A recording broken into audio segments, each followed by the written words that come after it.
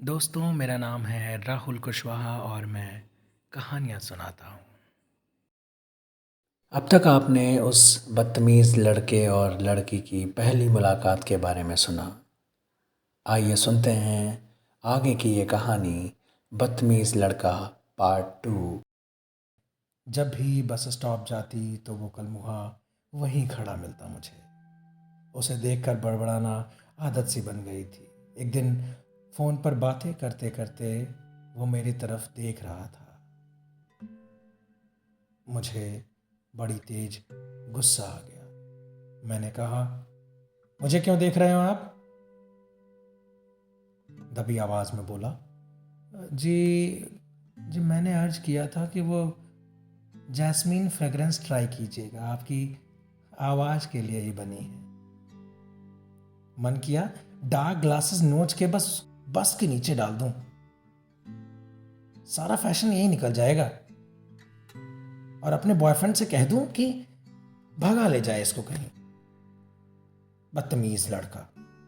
अरे अरे, good looking है तो क्या हुआ? हर लड़की को अपनी रियासत समझ लेगा क्या? इससे पहले मैं उसे मन में और गालियां देती, वो बोला, माफ़ करिएगा लेकिन आपको नाराज़ करने का हमारा इरादा नहीं था। असल में मैंने पहले ही दिन आपको फ़ोन पे कहते हुए सुना था कि आप डांस टीचर हैं और मैं सालसा सिखाता हूँ, इसलिए आप मुझे थोड़ी अपनी सी लगी थी। दिन गुजरते रहे। बस स्टॉप कभी आबाद रहता, कभी वीरान। कभी वो मुझसे काम की बातें करता, कभी फिजूल की। कभी मैं नाराज़ होती थी और कभी थोड़ा मुस्कुरा देती थी। और एक दिन मैंने खुद को एक स्टोर में जैस्मिन फ्रेग्रेंस कहते सुना। भैया, वो जैस्मिन फ्रेग्रेंस होगा क्या? मुझे बुरी आदत पड़ गई थी। एक बदतमीज लड़के से रोज बात करने की आदत मेरे रूटीन का हिस्सा बन गया था। हम दोनों अपनी अपनी बस का इंतज़ार करते हुए दुनिया भर की बातें करते थे। ज़्यादातर बातें डांस की होती थी। वो और मैं दोनों अपने स्टूडेंट्स के बारे में बड़े गर्व से बताते थे कि मेरी क्लास की 7 साल की शिखा जो कहती थी कि वो अपने सपने में भी डांस देखती थी। उसका बेस्ट फ्रेंड विशाल जो सिर्फ शिखा को साथ लेकर डांस किया करता था, वो बड़े बड़े लोगों को डांस सिखाता था। मैंने फिर से हंसना शुरू कर दिया था। उसे ये भी बता दिया था कि मैं उसे बदतमीज लड़का कहकर बुलाती थी और उससे ये पूछने लगी थी कि तुम मुझे घूरते क्यों रहते थे? वो कहता, हर खूबसूरत लड़की को यह गलतफहमी होती है कि सब उसे घूर रहे हैं। फिर वो पूछता, अच्छा आप गुस्से में मेरे बारे में क्या सोचती थी? मैं कहती, जिन बातों से फर्क नहीं पड़ने वाला उन बातों को करने का क्या फ़ायदा। मेरा बॉयफ्रेंड मानसून शायद थोड़ा थोड़ा जलने लगा था। उस हफ्ते में वो मुझे 2 बार भिगो चुका था, जबकि मेरी उसकी अंडरस्टैंडिंग इतनी अच्छी थी कि बरसना तुम्हारी मर्जी से और भीगना मेरी मर्जी से। अच्छा, ये मर्ज सब एक जैसे होते हैं। अब मानसून ये नहीं जानता था कि ये बदतमीज लड़का मेरा बॉयफ्रेंड नहीं है, सिर्फ दोस्त है, एक फेलो ट्रैवलर जो सफ़र पर नहीं, मंजिल पर नहीं, सिर्फ सफ़र की शुरुआत पर मिलता था। घर पर मेरी बड़ी बहन प्रज्ञा मेरी खिंचाई करती रहती थी और मैं उसे समझाते समझाते हार गई थी कि इस लड़के की और मेरी जिंदगियां अलग थी। मैं उसके बारे में कुछ नहीं जानती थी और ना वो मेरे बारे में। एक ऐसा रिश्ता था जो बस उसी बस स्टॉप से शुरू होकर उस बस स्टॉप पर ही ख़त्म हो जाता था। लेकिन एक दिन उसने इस कहानी में बस स्टॉप से एक पड़ाव आगे लाने की बात कही। उसने पूछा कि क्या मैं उसके डांसिंग स्कूल आऊँगी। एक डांस इवनिंग है तो क्या क्या मैं उसकी डांस पार्टनर बनूंगी?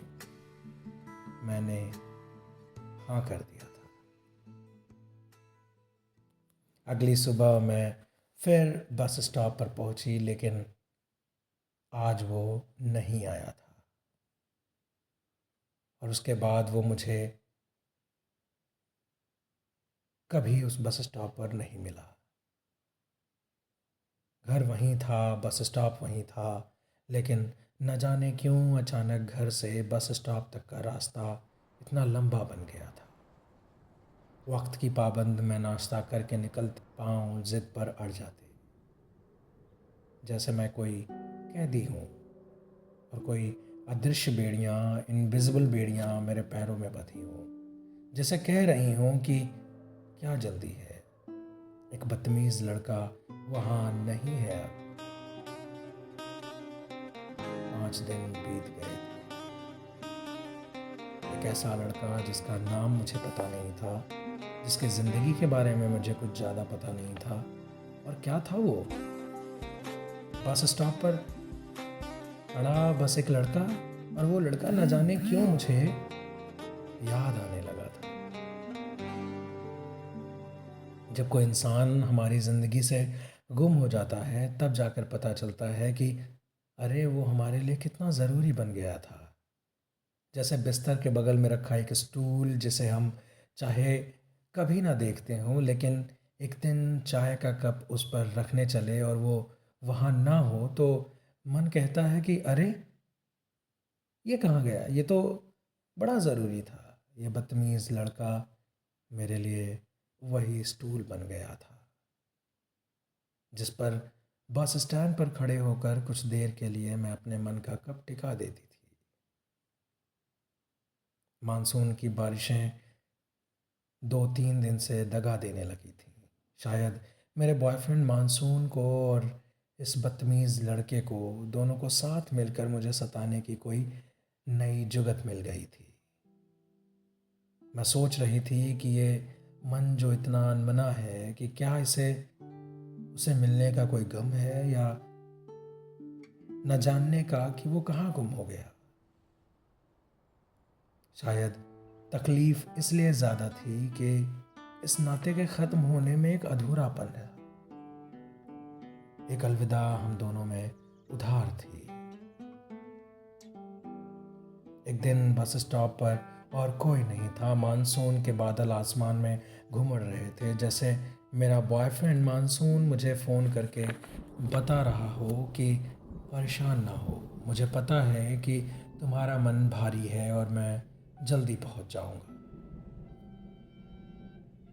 कुछ ठंडी सी हो गई थी। मैंने चाय वाले खोमचे से कुल्हड़ चाय ली और न जाने क्या सोचकर उस अंकल जी से, जो 50 साल से यहाँ रोज़ बैठते थे, मैंने पूछा, काका एक लड़का यहाँ था, वो लंबा चौड़ा, अक्सर इसी जगह खड़ा होता था, आपने देखा है क्या उसे कहीं?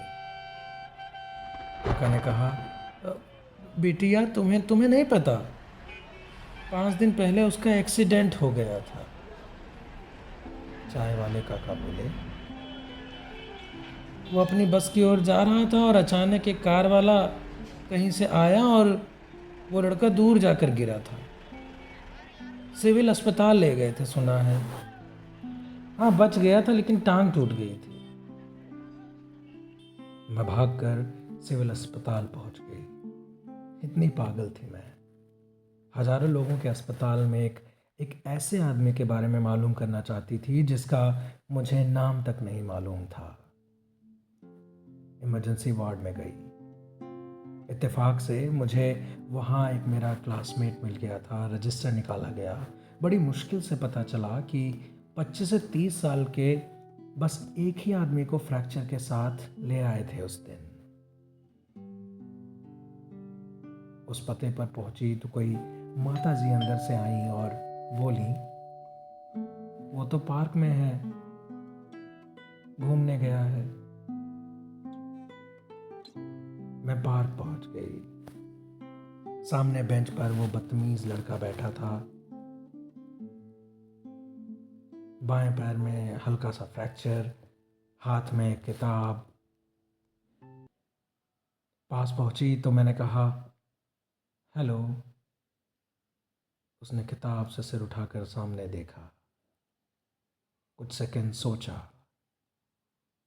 कुछ सेकंड सोच कर बोला, मैंने कहा था ना जैस्मीन ट्राई करिएगा, उसकी महक आपकी आवाज़ के लिए ही बनी है।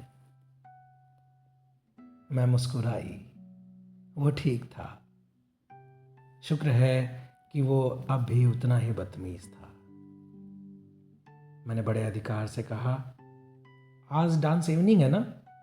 अच्छा, उस दिन आपने अगर देख कर सड़क पार की होती तो आज हम सालसा कर रहे होते, या पार्क में आपकी टूटी टांग के साथ ना बैठे होते। उसने किताब किनारे पर रखी और बोला, मैं आर्मी में था। 10 साल पहले नॉर्थ ईस्ट में एक ब्लास्ट हुआ था। मेरी आंखें चली गई थी।